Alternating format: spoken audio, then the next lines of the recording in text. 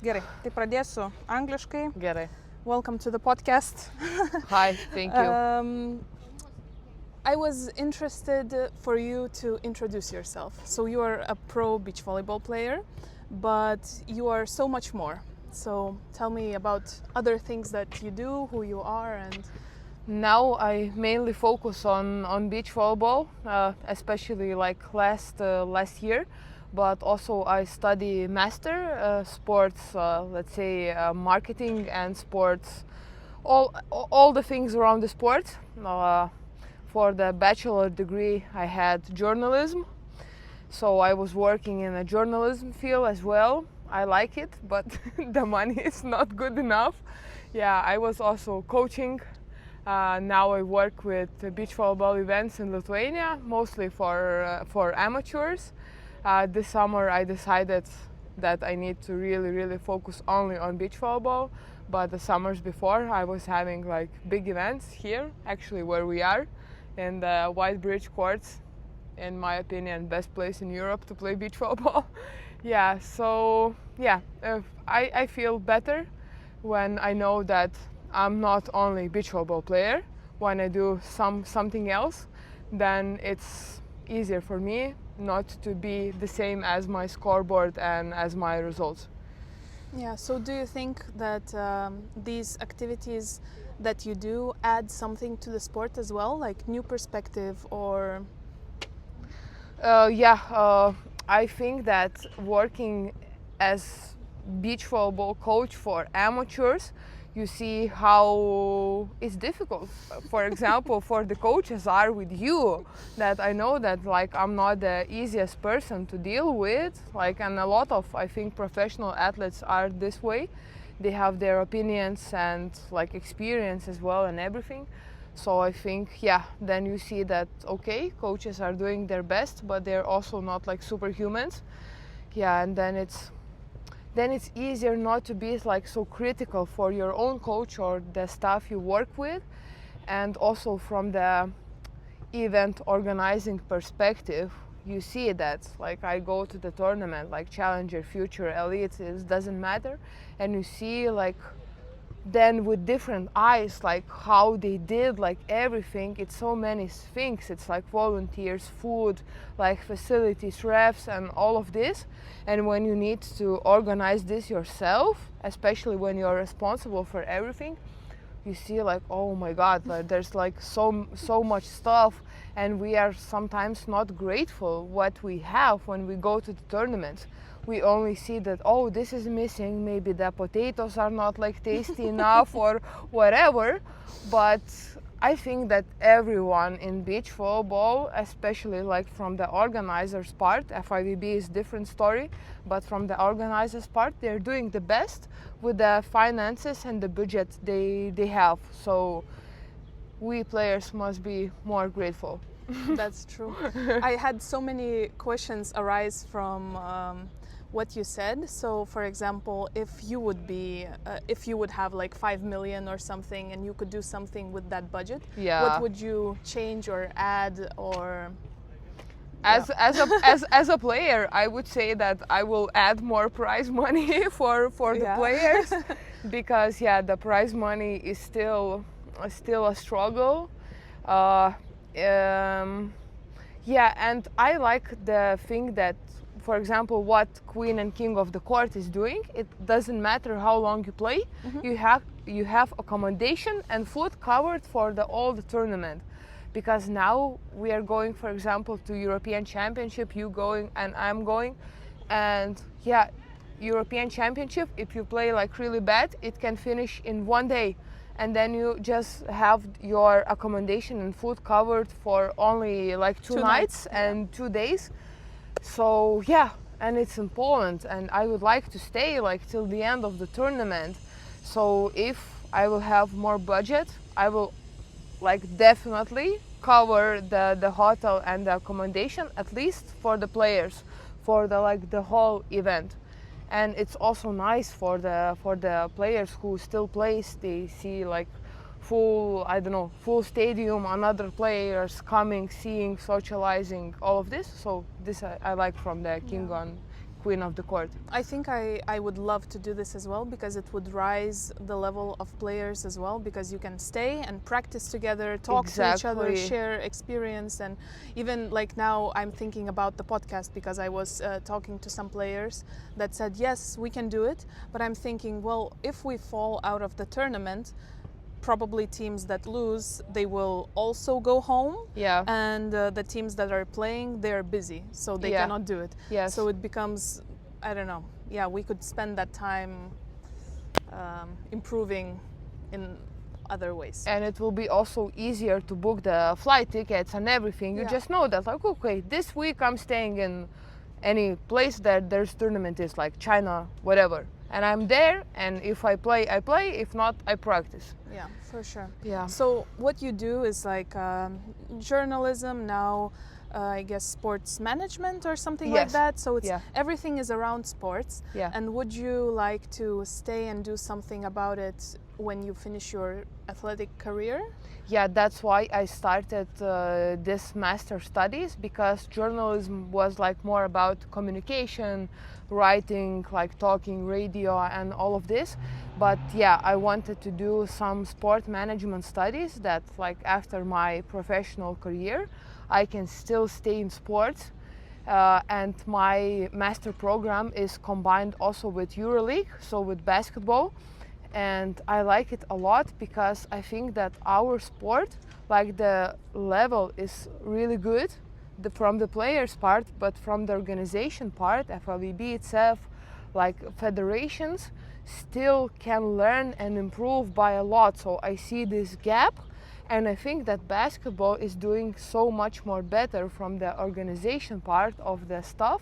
So I want to gain the experience from the basketball, how EuroLeague and basketball doing stuff, and then using this knowledge to help our sport. This is my vision and my goal.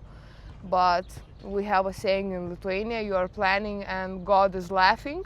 So we will see how it goes. Yeah, but I think it's very nice what you're saying, and also Václav was talking about it, that more athletes need to try things, try organizing, try coaching, and see how it works, and maybe help it. And I think it's such a niche place to be in, beach volleyball, at least for now. It's not like tennis or something. It's Yeah. kind of niche just because of the development of the whole thing. So I think it's cool. Like, now I decided to study basically of this, because I was thinking, okay, when my dad is finished with me as a project, Yeah. then who will take on the new project? And I would like to do that. So Yeah. hopefully you can manage the teams Yeah. I But you want reproduce. to be a coach. Yeah. Yeah. Yeah, I would love to. I always wanted to, but I always wanted to gain a lot of knowledge. And as I hear that probably in the studies I won't have as much knowledge as I would want to. Yeah. But I will have a diploma with which I will gain some knowledge, and I can work with athletes and Yeah. Yeah. so that That's would be cool. my goal. And if there isn't a place in Lithuania for me, maybe someone will want to buy me someday as a coach, Yes, you know, for sure. internationally. Yeah, it's really common, and we don't see so many women coaches in Yeah, beach that's true. volleyball. And I'm like, huh?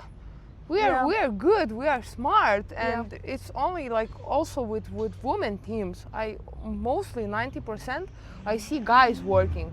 There's one Brazilian coach who's working with China national team, maybe some couple of other examples, but we need to step up as women and girls in this field. I agree.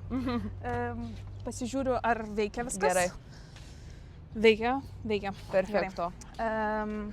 Okay, so tell me a bit more about how you started and your journey. You don't need to expand, but just like pinpoint, did you start from indoor and or maybe even with lengvoji atletika, Yes. like Track or and something field. like that. Yeah, track and field. Yeah. No, I started with indoor when I was 11, but pretty soon I saw that I don't have the height or the other things, and also the level in indoor volleyball in Lithuania was not really high. And also like when I was 13 or 14 years, I was like, oh, I want to play like in the Olympics, I want to be like good. And I saw that it's possible in Lithuania, I think, only in beach volleyball, like to be in European champs and try to qualify for the Olympics. So during the summertime was why I was playing beach volleyball, but I was looking forward to play it all year long. But there was no indoor facilities with sand. And then your dad opened the first one, and I was the happiest. But actually, not a lot of people know about this. I wanted to move to Vilnius right away, but my mom was like, no, there's under 18 championship in Vilnius. If you will get to the semi-final, you can move to Vilnius and live and practice and stay here. And if not, you stay in Klaipėda. And yes, me and my previous partner Monica, we won the championship, and I went to my mom. I was like, Mom, I'm moving to Vilnius. I already found a school, flat, everything, please. So in 11th grade, yes, I moved to Vilnius to practice only beach volleyball, because at that time I thought it's the only possibility to like be really good in beach. I didn't saw myself this talented, like for example under small cheers, that I can do both. I felt that I need to really focus, practice every day only beach to do it. Yeah, and in the junior level it was easier with adults, and yeah, it was not too easy. It was good season, bad seasons, but yeah, I love the sports, and I know that yeah, medals, not medals, doesn't matter the level. Of course I want to play in elite and challenge, but I know that when I don't have kids, family, and like life responsibilities that will stop me, I want to continue play because I just love the sport. Okay. Yeah. So what has changed in your mindset from, for example, when you were 18, moving to Vilnius to seek your dream, to now? Like, how has your dream or belief changed? Yeah, when you are super young and yeah, you win, for example, we won European under 18, then next year we became youth world champions, and it was like, okay, if we gonna practice like this for a couple more years, probably we will do like perfect in with adults, like in the senior level. But then life slapped you in the face. And yeah, then was some disbelief that okay, maybe I'm like not talented enough, maybe I'm not like good enough, maybe I'm not coordinated enough, and all of this. And I think it's never-ending job. Like if you have better tournament, then the confidence builds up, and you're like okay, you really can do this.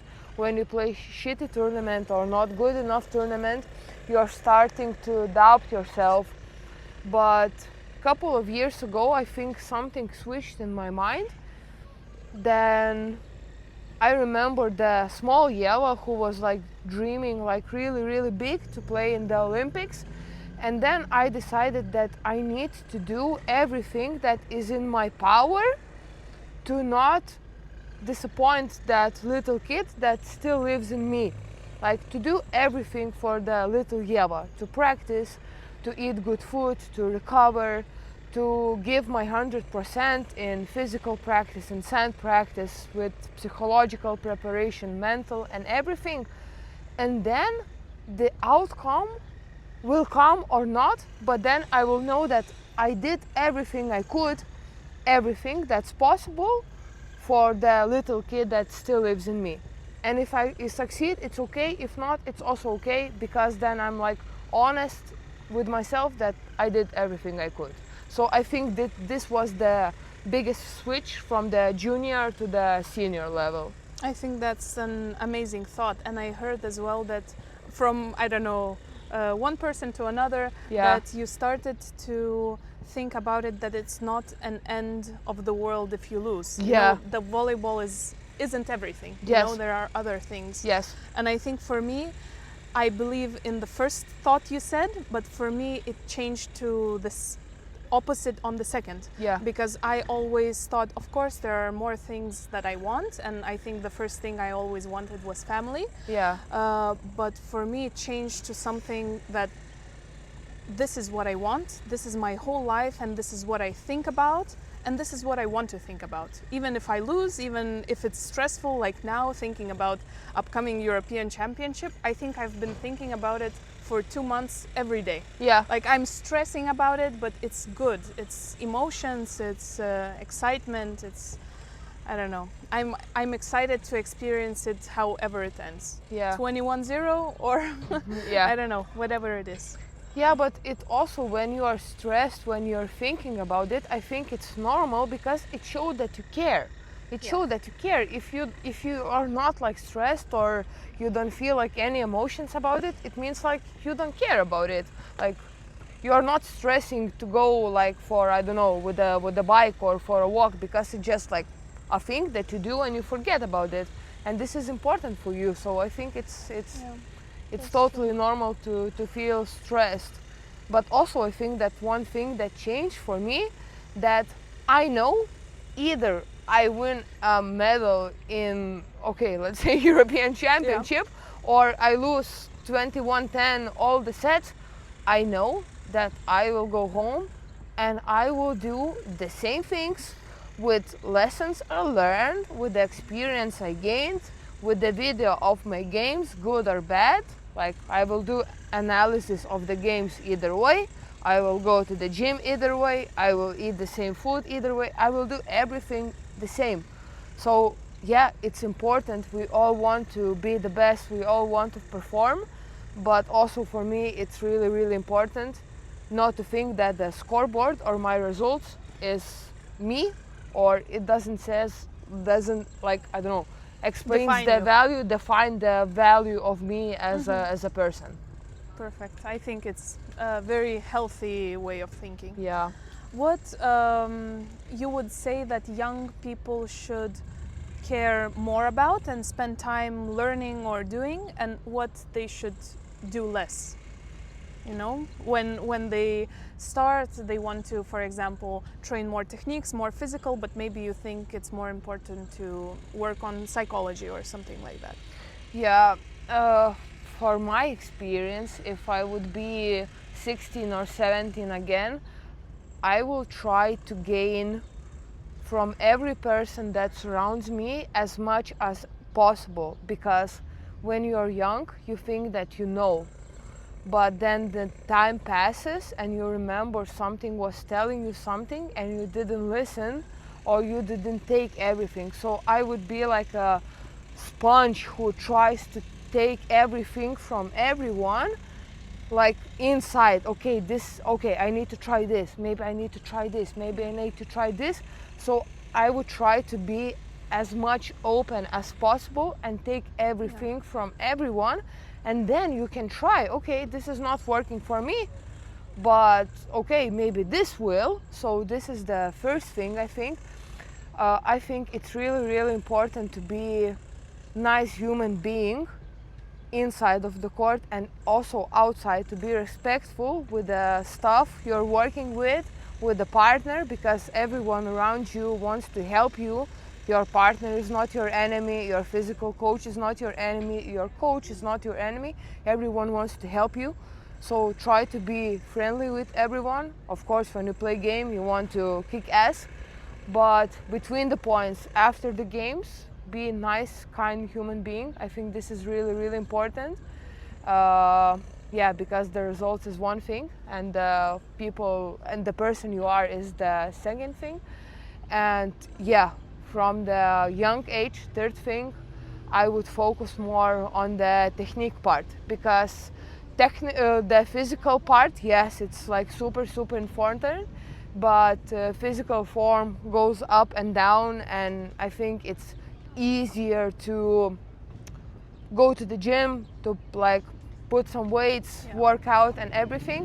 But if like you are 15 or 14, and you learn something that is not correct, it's so difficult to change it.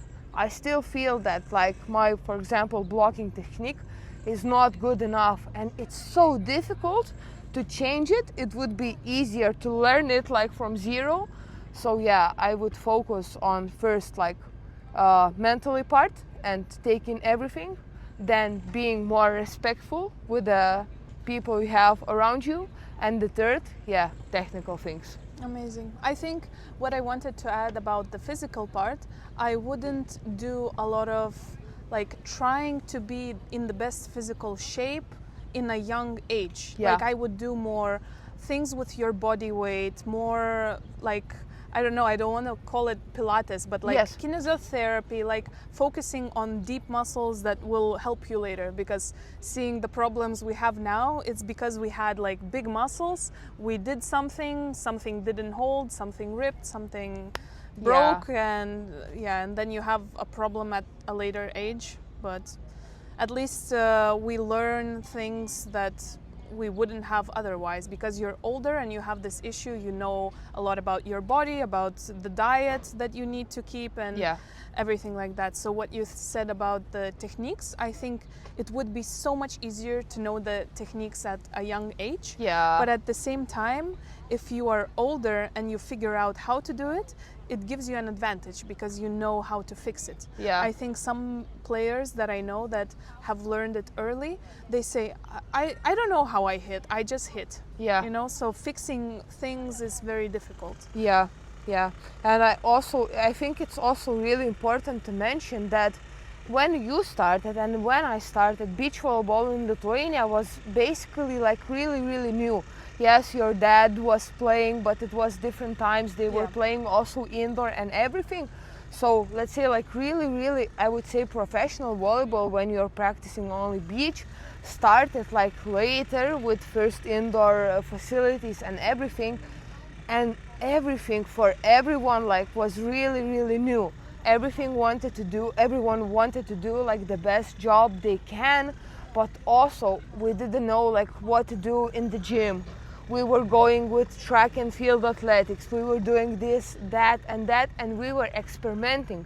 The other countries, like for example, Switzerland or Germany, they have the basics, the foundation, the system from, let's say, maybe 20 years ago or something. So they know, okay, when the kid is 11 years old, we need to do this. When they are 14, we need to do this.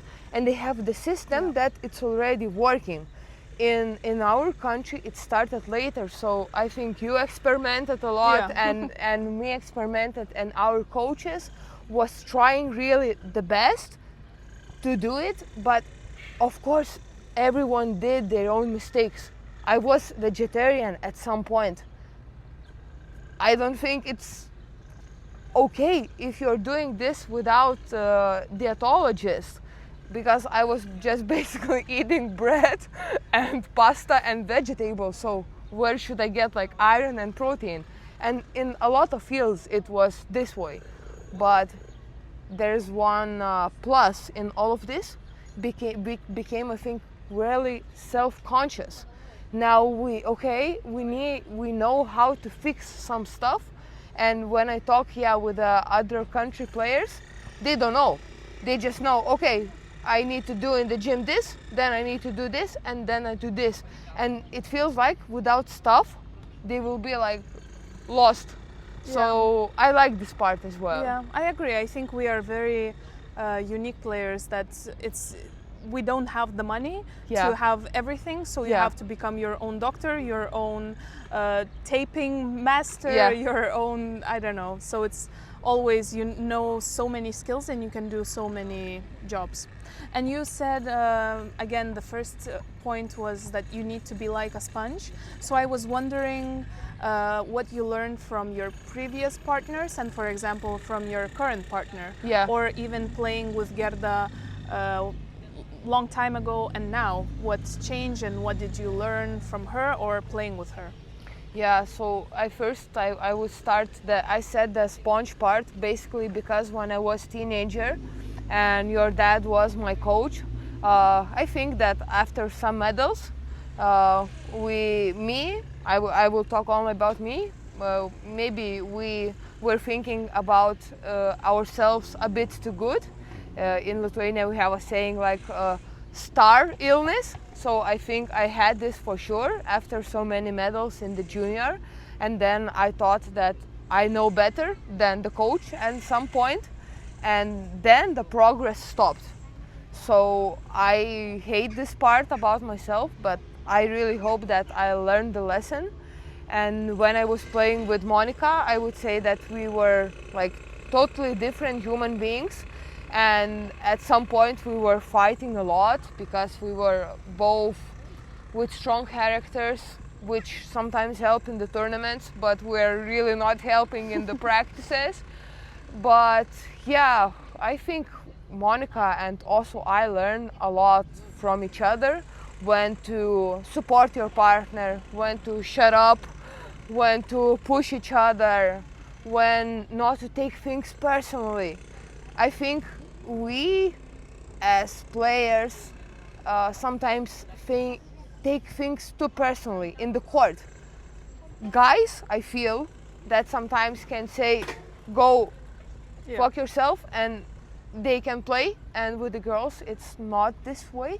So I learned, I think, take things not so personally with different partners I played with. And when I played with you, I think we really had like this nice connection that we can drive like to Poland with the car, listen to the podcast, talk about life and a lot of things. So I like this a lot when we played. I think we have a little bit different approach when we're talking about beach volleyball and stuff around it, like in the court. But I also like it because you see that, okay, I'm seeing beach volleyball this way, you're seeing this way, and it's really nice that we can like learn from each other.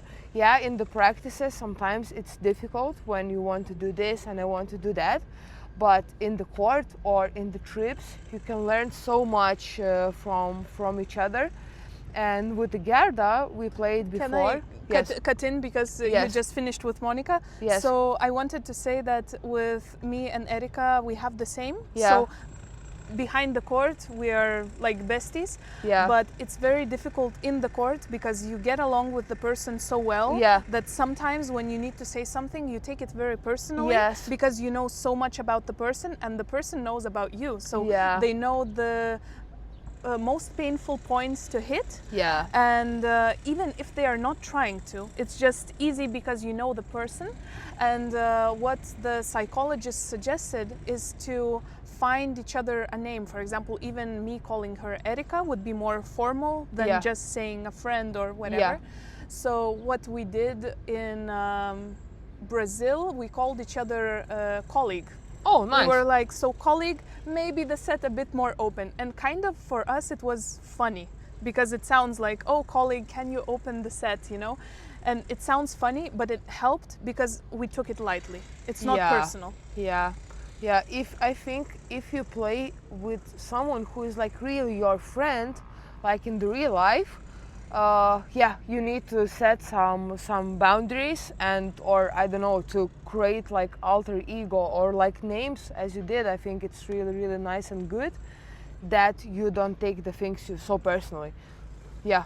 For example, even if you play with your like boyfriend or girlfriend, it's easier to say something that will like attack them or trigger them than when you play with someone when you're just doing business. Yeah. So with Gerda we are also now, I won't say like, no, we are not enemies, but we are colleagues. We are not spending time outside of the beach volleyball. Yes, we can go for a walk in the tournaments, we always eat together and all of this, but when we are in Vilnius, we are together during the practices, but she have her friend group, I have my friends, my boyfriend and all of this.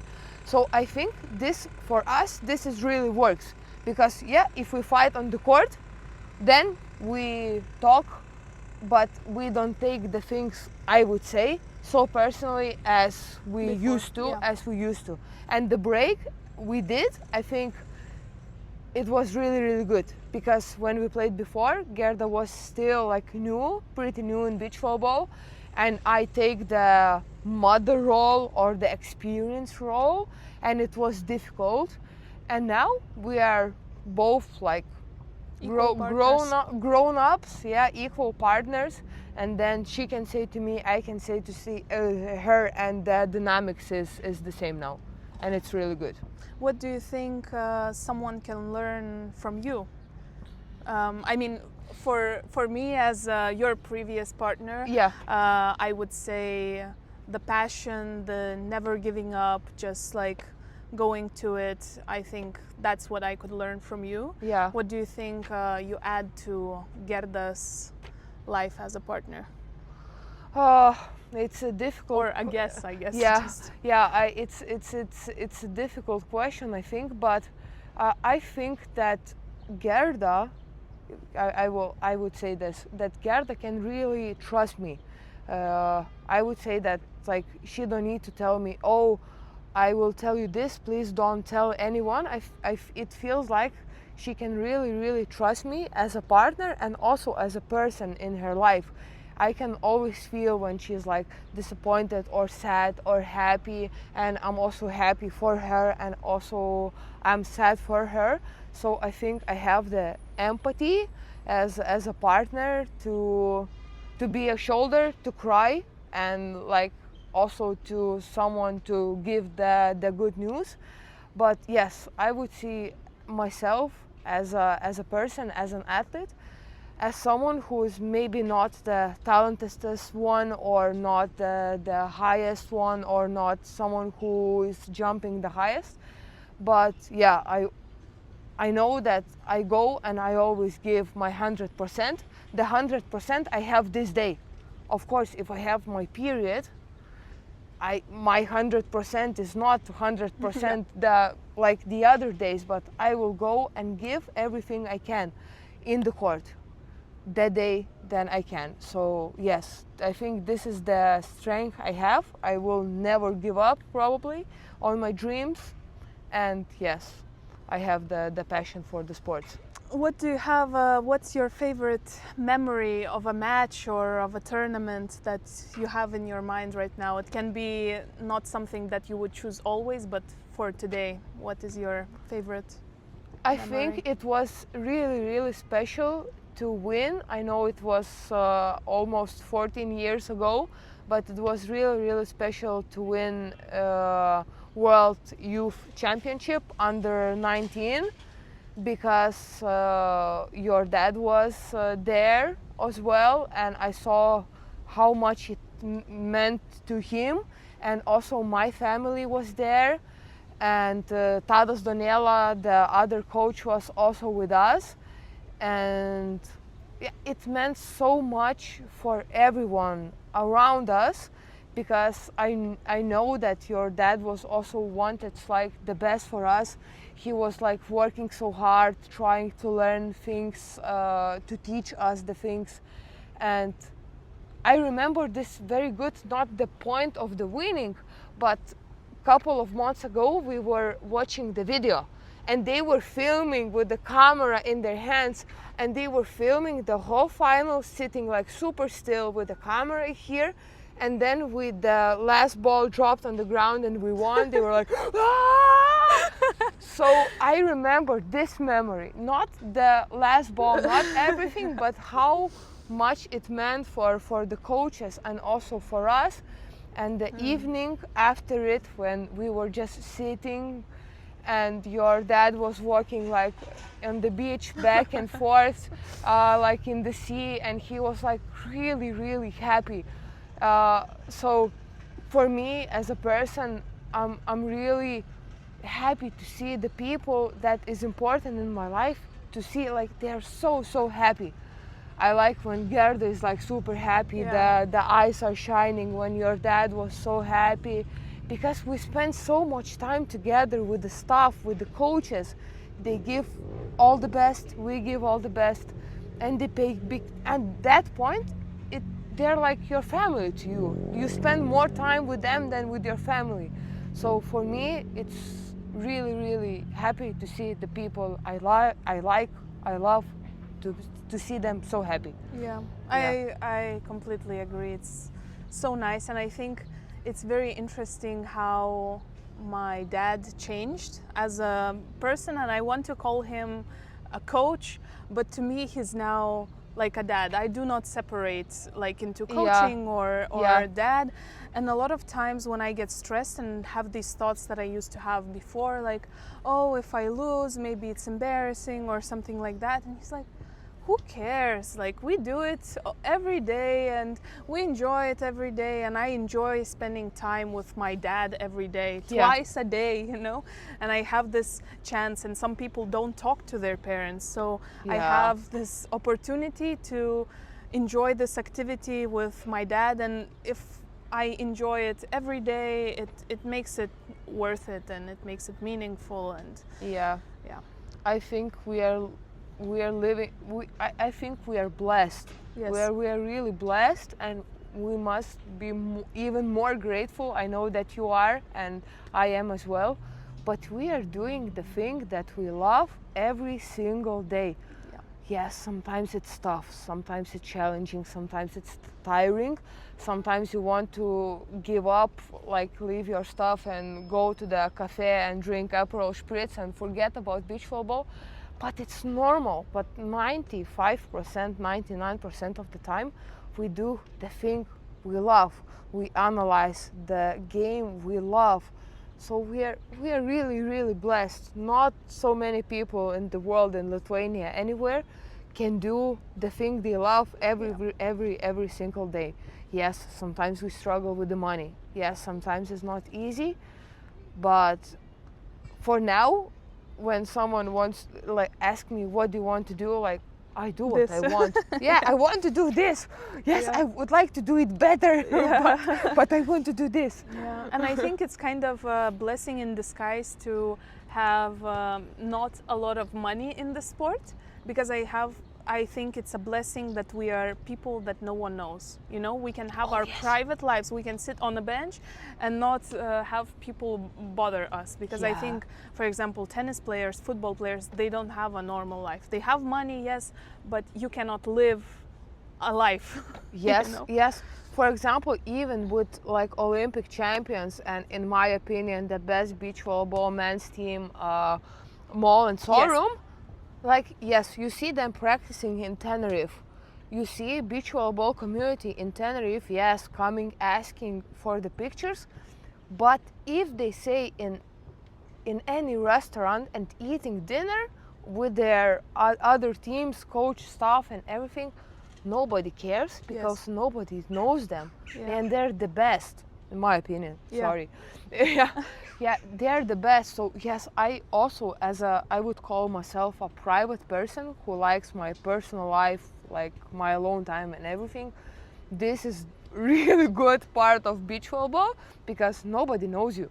Like, maybe in Lithuania now somebody knows Monica and Aine because they qualified for the Olympics. They got so many medals and everything, but still they can walk around freely, and nobody's no one will bothering know. you. Yeah. So what is still your dream? What do you want to reach? It can be, let's say, a medal, or it can be just still enjoy it day to day.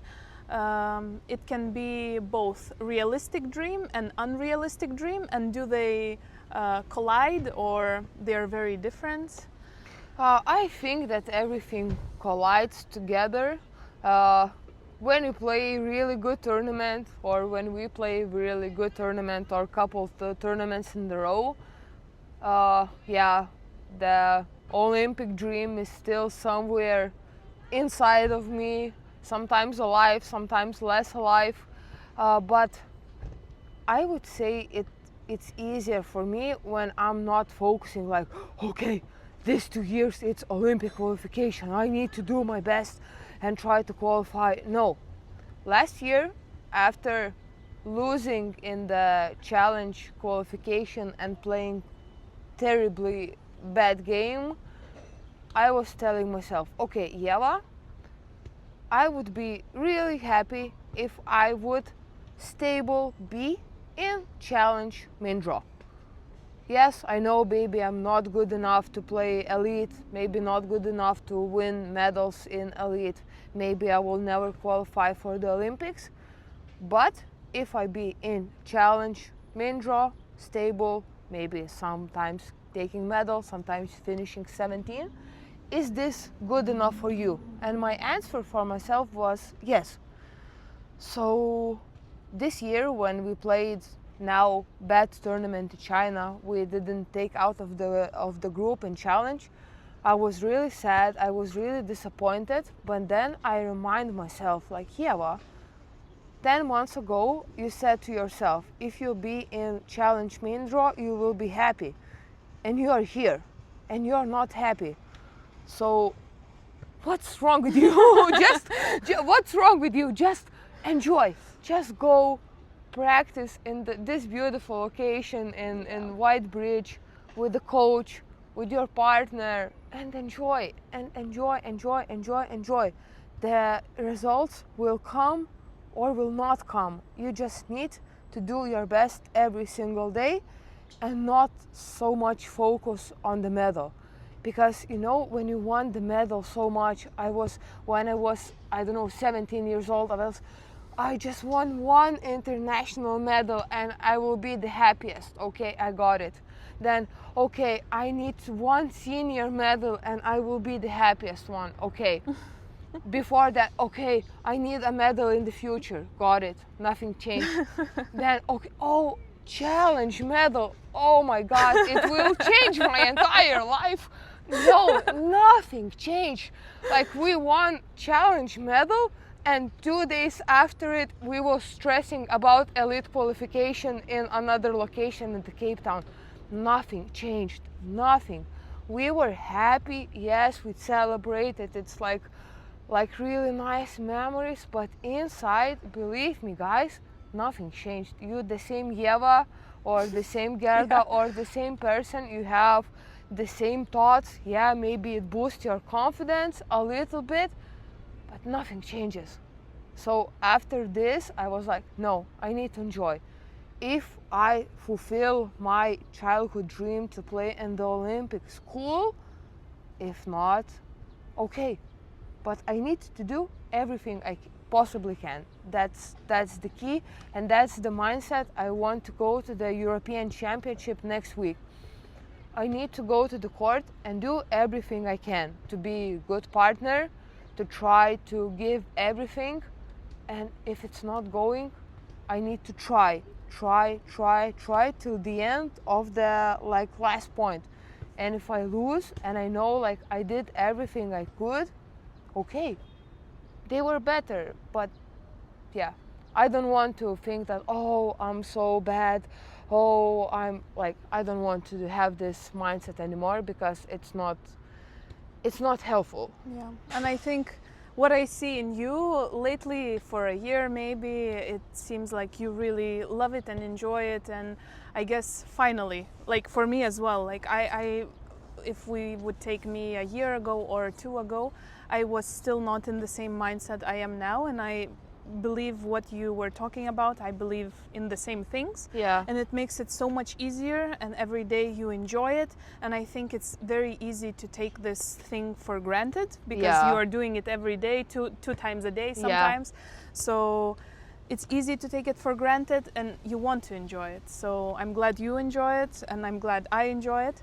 But are there things you miss out on because you are doing volleyball and you would want to do something like travel the world as a tourist, or do some extreme sport, or this is exactly what you want to do? And yeah, I will also add up from the previous that, yeah, I try to enjoy it, but please, guys, don't think that I'm always enjoying it. It's difficult to enjoy when nothing is going right, and sometimes I cannot bring this mindset to the practice. So I just wanted to say that all of this is normal, and please don't be angry on yourself. I'm learning not to be angry on myself when I'm not enjoying. It's also part of the process. We are still learning, we are still getting better every day, and we are trying to reach the something perfect, which is not reachable, and it's okay. And the part of missing out, yeah, sometimes I have these feelings, but I won't say that I'm like missing out. I know that this career, it's not endless. I would say that yeah, you can play until 40, 42, 45, but still I'm not planning on dying on 45. So then if I'm healthy, I still can travel, I still do the extreme sports. My dad is 56 and he's still kiteboarding and playing volleyball and skiing and doing all the stuff. The only thing that's hurting my heart and my brain and everything inside me, when I miss some important dates of my loved ones.